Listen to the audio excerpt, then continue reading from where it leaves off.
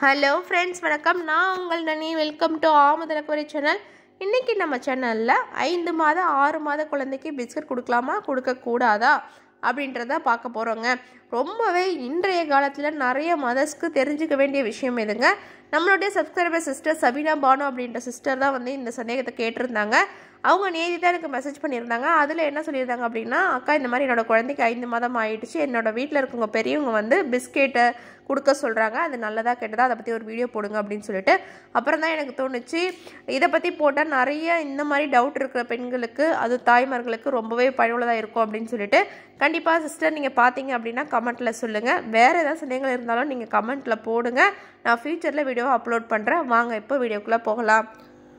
6 மாத குழந்தைகளுக்கு, ஏன் பெரிய குழந்தைங்களுக்கு கூட பிஸ்கட் கொடுக்கலாமான்னு கேட்டிங்கன்னா 100% கொடுக்கக்கூடாதுன்றதாங்க இதுக்கு பதிலே. இப்போ நம்ம எல்லாருமே யார் வீட்டுக்காவது போகிறோம் அப்படின்னா கண்டிப்பாக அந்த வீட்டில் குழந்தைங்க இருந்துச்சு அப்படின்னா பிஸ்கெட்டு நம்ம வாங்குகிற தின்பண்டங்களில் இருக்குங்க. பிஸ்கெட் இல்லாமல் இருக்கவே இருக்காது. கண்டிப்பாக நெக்ஸ்ட் டைம் நீங்கள் யார் வீட்டுக்காவது கெஸ்ட்டாக போகிறீங்க அப்படின்னா அந்த குழந்தைங்களுக்கு பிஸ்கெட் மட்டும் வாங்கிட்டே போகாதீங்க. அதை தவிர வேறு என்ன சத்தான உணவுகள் உங்களால் வாங்கிட்டு போக முடியுமோ அந்த மாதிரி பழங்கள் இல்லை வேறு ஏதாவது தின்பண்டங்களை வாங்கிட்டு போங்க, பிஸ்கெட்டை தவிர. சரிங்களா? நம்ம வீட்டு குழந்தை 6 மாதம் ஆயிடுச்சு அப்படின்னாலே வீட்டில் இருக்க பெரியவங்க குழந்தைக்கு பிஸ்கெட்டோட பால் கலந்து கொடு அப்படின்னு சொல்லுவாங்க.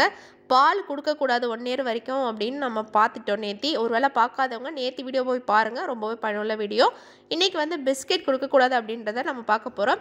பிஸ்கெட் ஏன் கொடுக்கக்கூடாது, அதுக்கு பின்னால் இருக்கிற அறிவியல் காரணங்கள் என்ன, அதில் எந்த மாதிரி பொருள்கள் வந்து கலந்துருக்காங்க, அது குழந்தைக்கு எந்த விதத்தில் ஆபத்தை விளைவிக்கும் அப்படின்றத நம்ம தொடர்ந்து பார்க்கலாம் வாங்க. நம்மளாம் நினைக்கிற மாதிரி பிஸ்கெட்டில் பியூரான கோதுமையும் கிடையாது, அதே மாதிரி கால்சியமும் கிடையாதுங்க. நம்ம ஆடில் பார்க்குறது எல்லாமே உண்மையும் கிடையாது. சரிங்களா? அதே மாதிரி நீங்கள் எந்த ஒரு பொருள் வாங்கினாலும் அதுக்கு பின்னால் இருக்கிற அந்த என்னென்ன திங்ஸ் இருக்குது அப்படின்ட்டு போட்டிருப்பாங்க இல்லையா, அதை நீங்கள் பாருங்கள். அதுலேயே உங்களுக்கு எல்லா உண்மையுமே தெரிஞ்சிடும். நம்ம கடையில் வாங்குகிற பிஸ்கெட்டில் பார்த்தீங்கன்னா கோதுமை இருக்கா அப்படின்னு போட்டிருப்பாங்க. உண்மையிலேயே அதில் கோதுமை தான் இருக்கா அப்படின்றதையும் நீங்கள் தெரிஞ்சுக்கிடுவோங்க.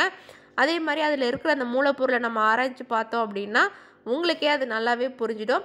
இப்போ பிஸ்கெட்டில் என்னென்ன பொருட்கள் கலந்துருக்காங்க அப்படின்னு நம்ம ஃபஸ்ட்டு பார்த்துக்கலாம். ஏன்னா என்ன பொருள் இருக்குது, அது எந்த விதத்தில் உங்கள் குழந்தைக்கு ஆபத்தை உண்டாக்கும் அப்படின்னு நீங்கள் தெரிஞ்சுக்கிட்டா இருந்தால் மறந்தும் கூட பிஸ்கெட்ஸை வாங்கி நீங்கள் உங்கள் குழந்தைக்கு கொடுக்க மாட்டீங்க. ஓகேங்களா? ஃபஸ்ட்டு வந்து பிஸ்கெட்டில் இருக்கிறது கோதுமை மாவு அப்படின்னு போட்டிருப்பாங்க.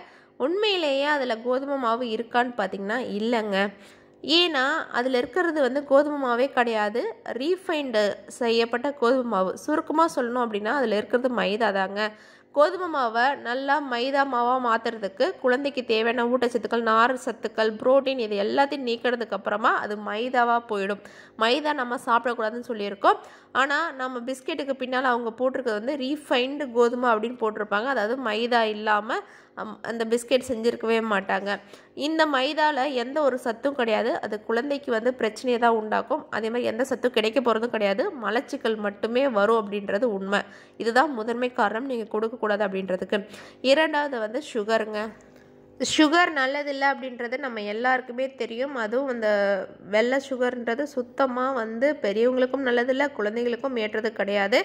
நாட்டு சக்கரை, கருப்பட்டி, பனங்கற்கண்டு அதை தான் நம்ம சேர்த்துக்கணும், அதுதான் குழந்தைக்கும் கொடுக்கணும். ஸோ சுகரும் நிறையவே இதில் கலந்துருப்பாங்க. அதனால் இது குழந்தைக்கு உகந்தது அல்ல. மூன்றாவது, இந்த பிஸ்கெட்டில் வெஜிடபிள் ஆயில் கலந்துருப்பாங்க. அதாவது தாவர எண்ணெய் அப்படின்னு தான் சொல்லுவாங்க. இது ஆரோக்கியமானதுன்னு சொன்னாலுமே இது ஹைட்ரஜன் ஏற்றம் செய்யப்பட்ட காய்கறி கொழுப்புகள் வந்து சேர்க்கப்படுவதால் உருவாகுதுங்க. இதுவும் உடலுக்கு தீங்கு விளைவிக்கும். அது மட்டும் இல்லாமல் இதில் இன்வெர்ட் சுகர் சிரப்போ சேர்க்கப்படுதுங்க. இது வந்து ஒரு முக்கியமான மூலப்பொருள். பிஸ்கெட் எல்லா லேபிள்லேயுமே இது இருக்கும். இது வந்து சர்க்கரையை விட ரொம்ப இனிப்பானதுங்க. இதில் ஃப்ரக்டோஸு, சுக்ரோஸ் எல்லாம் கலந்துருக்கிறதுனால ரெண்டுமே வந்து ரொம்ப இனிப்பானது. இது குழந்தைங்களுக்கு நல்லது கிடையாதுங்க. நான்காவது பார்த்தீங்கன்னா பிஸ்கெட்டில் ரைசிங் ஏஜென்ட்ஸ் சேர்ப்பாங்க. அதாவது ரைசிங் ஏஜென்ட்னா ஒன்றும் கிடையாது, இந்த பேக்கிங் சோடா, பேக்கிங் பவுடர் எல்லாமே சேர்த்து தான் பிஸ்கெட்டை உருவாக்குவாங்க. இது குழந்தைங்களுக்கும் பெரியவங்களுக்கும் நல்லது கிடையாதுங்க. இதுதான் ரைசிங் ஏஜென்ட் அப்படின்னு சொல்லுவோம். அடுத்ததாக 5வது பார்த்தீங்கன்னா உப்பு வந்து 1 வயசு வரைக்குமே குழந்தைங்களுக்கு கொடுக்கக்கூடாதுன்னு சொல்லுவாங்க. குழந்தைக்கு தேவையான உப்பானது தாய்ப்பால்லையும் அதே மாதிரி ஃபார்முலா மில்க்லேயுமே இருக்கும், அதுவே போதுமானதுங்க. இதுக்கு மேலே நீங்கள் 1 வயசு வரைக்கும் குழந்தைங்களுக்கு உப்பு கொடுத்தீங்க அப்படின்னா அது அவங்க உடல் நலத்துக்கு ஆபத்தை விளைவிக்கும் அப்படின்ட்டு நம்மளுடைய மருத்துவர்கள் சொல்கிறாங்க. பிஸ்கெட்டில் உப்போட அளவு வந்து கொஞ்சம் அதிகமாகவே இருக்கும், ஆனால் காமிச்சிருக்க மாட்டாங்க. எனவே இது குழந்தைக்கு ஏற்புடையது அல்லங்க.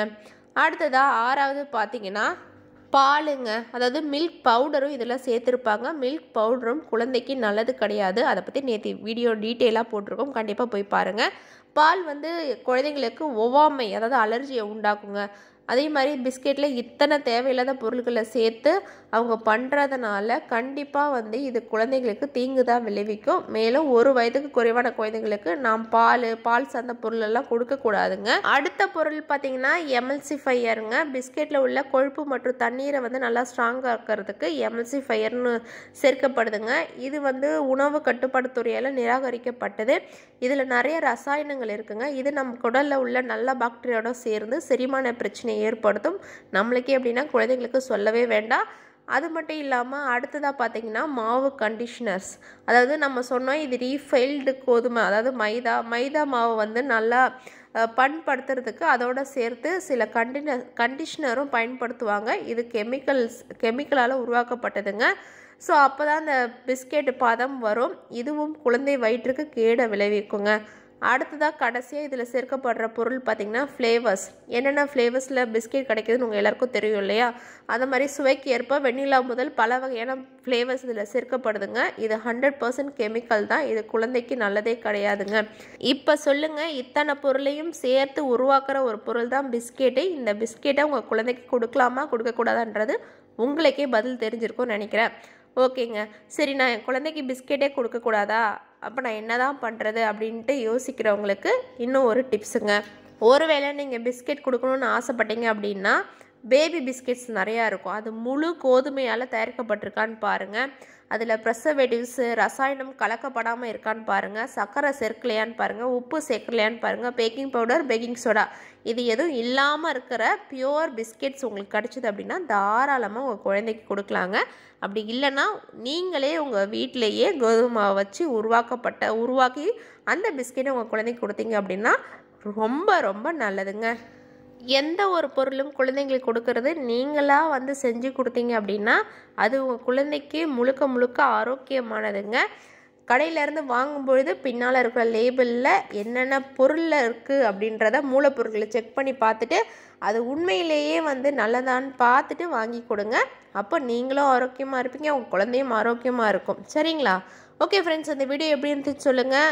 இந்த ஷபினா பானு சிஸ்டர் பார்த்தீங்க அப்படின்னா எனக்கு கமெண்ட் பண்ணுங்கள். நாளைக்கு வேறு ஒரு இன்ட்ரெஸ்டிங்கான வீடியோட மீண்டும் சந்திக்கலாம். நம்ம சேனல் பிடிச்சிச்சு அப்படின்னா லைக் பண்ணிக்கோங்க, ரொம்ப பிடிச்சிச்சு அப்படின்னா சப்ஸ்கிரைப் பண்ணிக்கோங்க. கூடவே பெல் ஐக்கானே கிளிக் பண்ணி ஆல் ஆப்ஷனை செலக்ட் பண்ணுங்கள். நாளைக்கு இன்ட்ரெஸ்டிங்கான வேற ஒரு வீடியோட மீண்டும் சந்திக்கிறேன். பாய், தேங்க்யூ.